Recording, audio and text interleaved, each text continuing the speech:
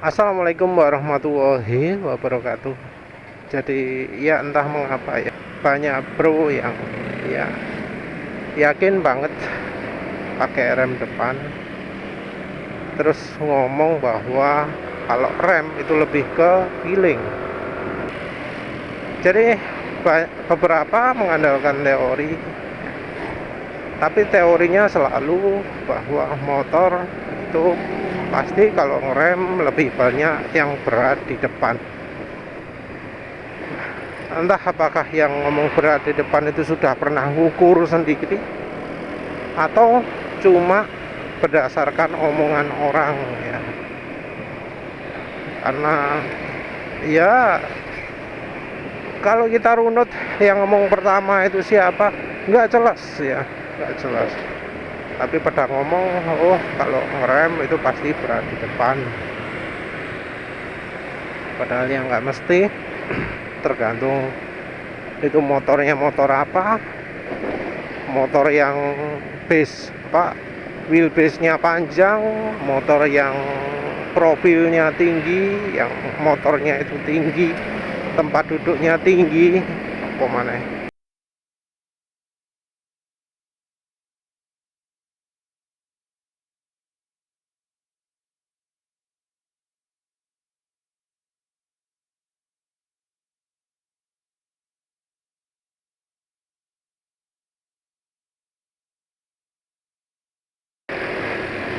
Kira-kira seperti itu ya.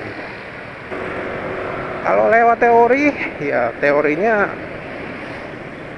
pasti wis. Oh, depan 70%, belakang 30%. Padahal model motor itu macam-macam. Padahal kalau kita perhitungkan itu namanya kecepatan menghentikan motor juga pengaruh. Yang bikin jungkel motor juga beda dengan motor yang bodinya itu enggak jungkel. Jadi motor yang bodinya sampai ban belakang ngangkat ya, dibanding dengan motor yang walau sampai direm mati-matian nggak iso ngangkat belakangnya, kan beda ya. Ya aslinya yang ngomong teori itu seakan-akan teori padahal enggak. Tapi kita nggak ngomong soal itulah, kita ngomong soal praktisnya, faktanya.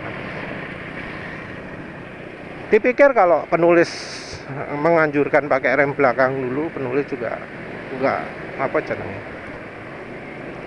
enggak toleran dengan yang pakai rem depan dok. Ya sebenarnya no problem ya, no problem.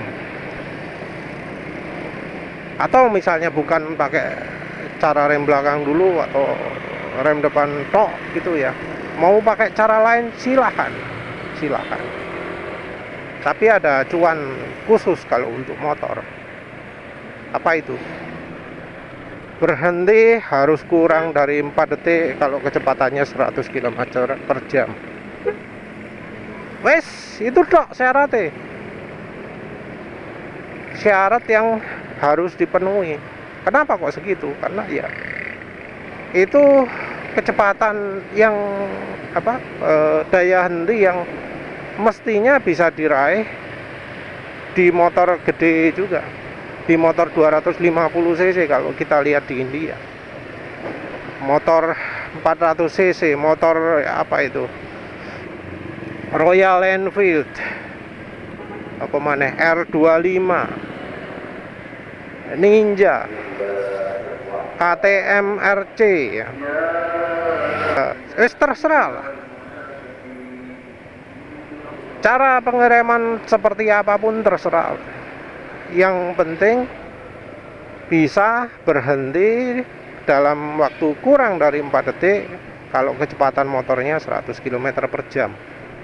Ya tentu sendirian ya, karena memang asumsi depan 70 belakang 30 itu kan cuma berlaku kalau sendirian ya. Kalau untuk boncengan ya masa berlaku ya. Orang ngomong teori padahal ya teorinya salah. Tapi itu ya, Kan katanya kalau ngerem belakang tok itu nggak pakem ya, apa los gitu ya.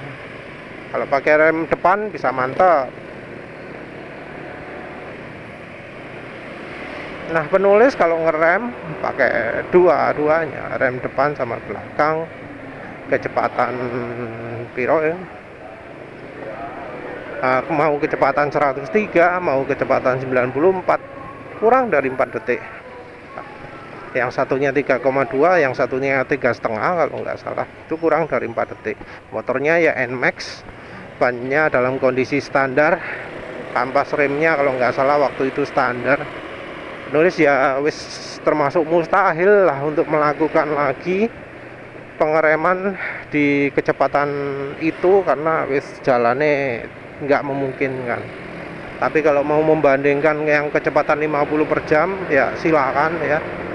Penulis bisa buatkan video khusus untuk yang request. Tapi ya syaratnya dia juga harus buat video yang menunjukkan kemampuan pengereman dia di kecepatan 50 km per jam. Itu tok syaratnya. Ringan.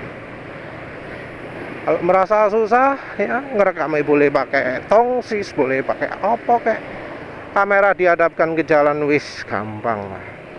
Ketok speedo gitu, ketok jalan beres. Dan penulis juga tahu ya kalau motor lebih ringan itu bisa berhenti lebih cepat. Ya silakan Pak. Mau motornya Honda Beat, mau motornya Mio, motornya Aerox, no problem, silahkan. Tunjukkan kehebatan pengeremannya. Dari yang penulis tahu, yang namanya pengereman itu nggak ada bisa pakai feeling. Orang yang sering ngomong feeling itu belum pernah jatuh kali ya, belum pernah ngerasakan ngerem mendadak kali ya, atau kalau ngerem mendadak mesti nabrak. Kalau istilah nggak sempat ada kemungkinan cara ngeremnya salah. Yang penulis tahu kalau orang ngomong feeling gitu, kalau ditanyain ngeremnya caranya kayak gimana, selalu ya kabur ketika ditanya. Apa kalau pertama ngerem makin lama makin kuat? Apakah kalau pertama ngerem itu lembut terus makin lama makin kuat? Biasanya tidak, walau itu pengereman mendadak.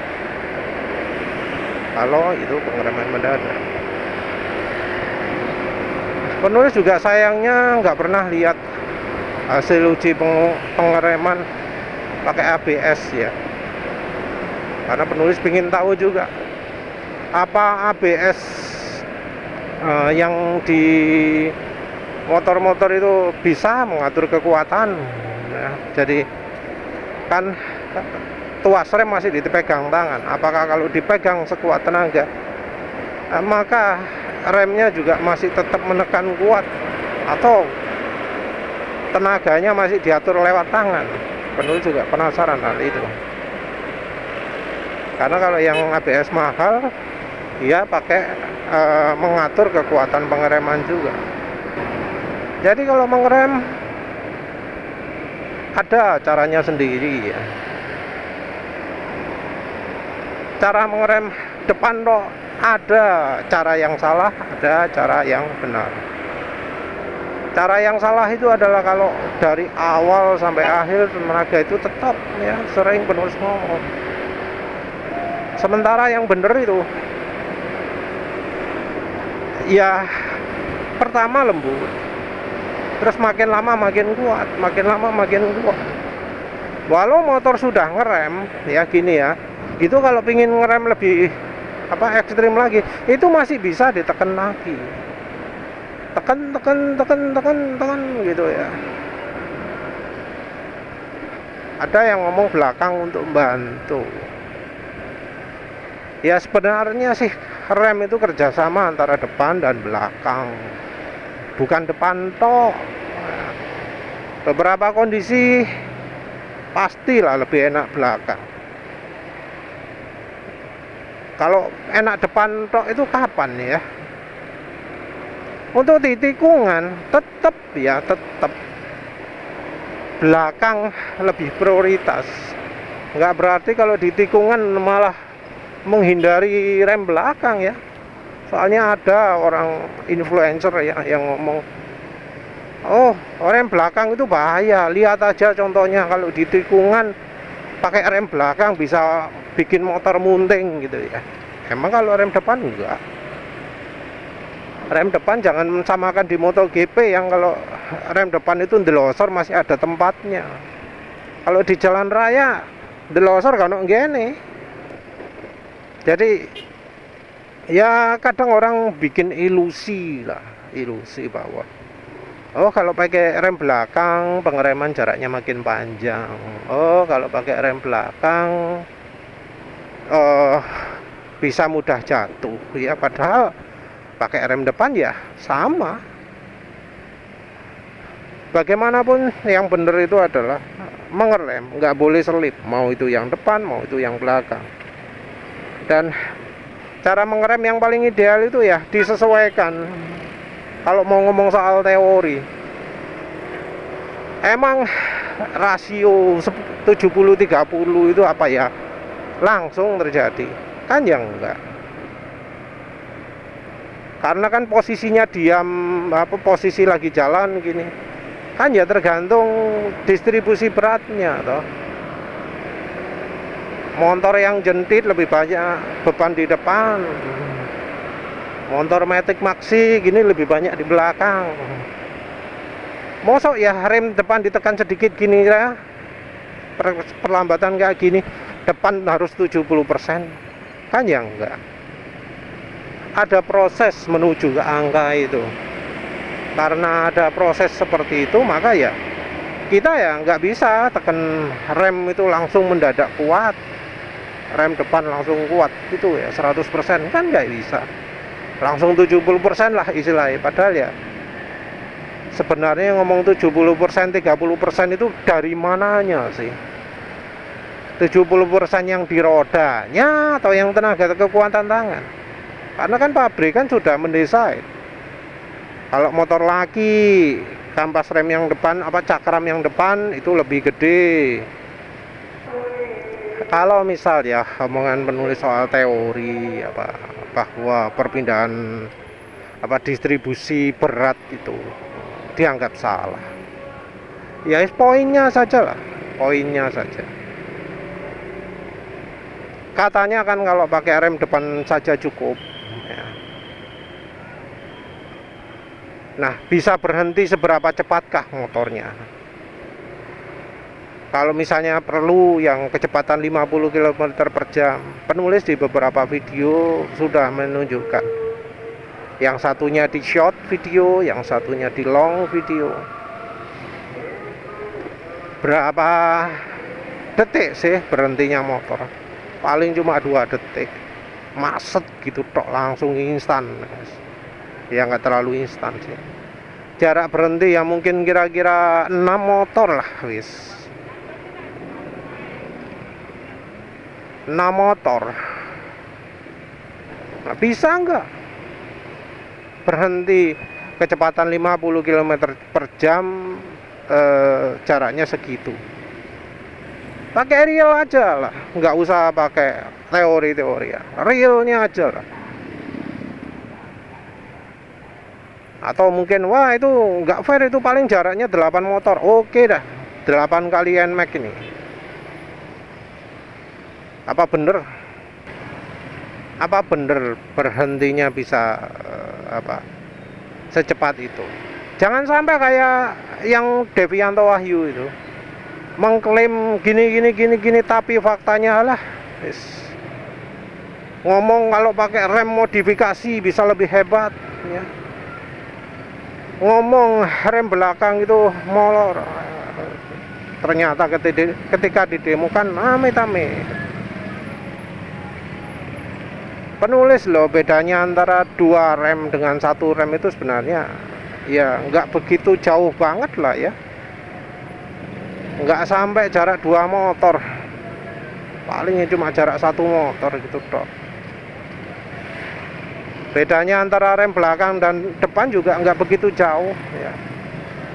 Penulis juga nggak sampai berpanjang-panjang remnya ngelok terus, karena ya dengan sistem rem yang masih standar, mengendalikan kekuatan pengereman itu mudah, nggak sulit. Ya entah mengapa kok yang didemokan Devianto Wahyu itu kok sampai molor nggak karu-karuan kayak gitu ngerem belakangnya. Rem depannya juga termasuk jauh ya. Tapi ya balik lagi lah, misal nggak setuju dengan teori penulis, minim dari prakteknya lah. Karena sampai sekarang penulis belum pernah menemui orang yang melakukan praktek pengereman ya, praktek real ya. Kayak Bro Devianto Wahyu itu kan nggak relevan ya, karena ya prakteknya nggak sesuai dengan yang penulis praktekkan ya. Itu kayaknya ujinya seakan dibuat-buat ya, nggak sesuai kenyataan. Karena jelas motor yang modifikasi remnya luar biasa kayak gitu dikendarai oleh instruktur safety riding yang kelas kelas internasional gitu, tapi kok kemampuan pengeremannya payah. Ya harapan penulis itu ya jangan bilang feelingnya enak ya, karena ya harus dicoba beneran, bener kalau pakai cara pengereman seperti itu berhentinya bisa cepet. Berhentinya motor itu ya caranya bisa macam-macam lah, bisa karep lah yo apa carane, tapi intinya ya motor harus cepat berhenti ya, dan reliable ya. Kalau diulang-ulang bisa konsisten segitu atau lebih cepat, nggak kadang-kadang molor ya, terus nggak pernah jatuh. Jangan sampai ngomong feeling oke, tapi ngeremeh sak panjang-panjangnya. Itu ngandalkan terlalu feeling gitu ya. Kenapa ayo kok bolak-balik ngomong nguji oli jangan pakai feeling gitu ya, tapi nguji aditif pakai feeling, aditif bensin ya. Terus pengereman pakai feeling ya, harusnya ya diuji juga, diukur jaraknya, paling nggak dilihatkan videonya, dibandingkan, dikira-kira jaraknya berapa, waktunya berapa.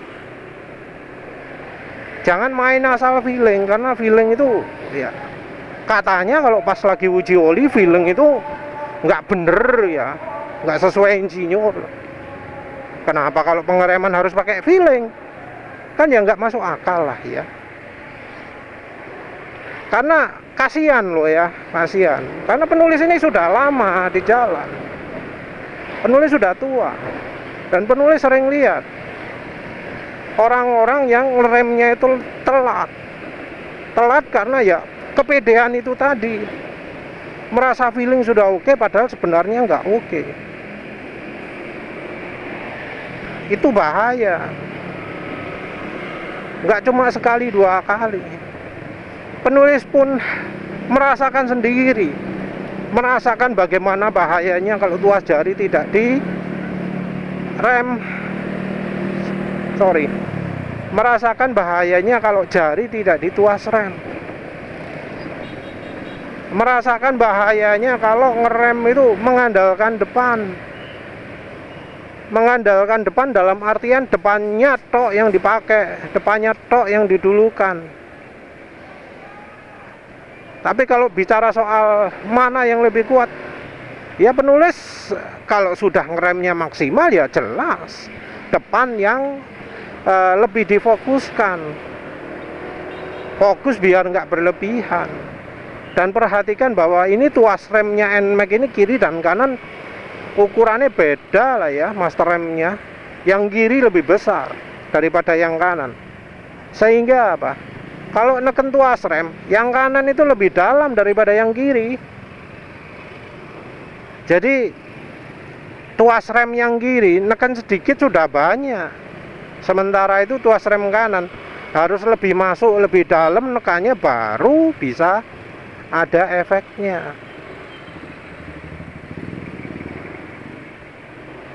Ya wis lah seperti itu ya. Ya cobalah,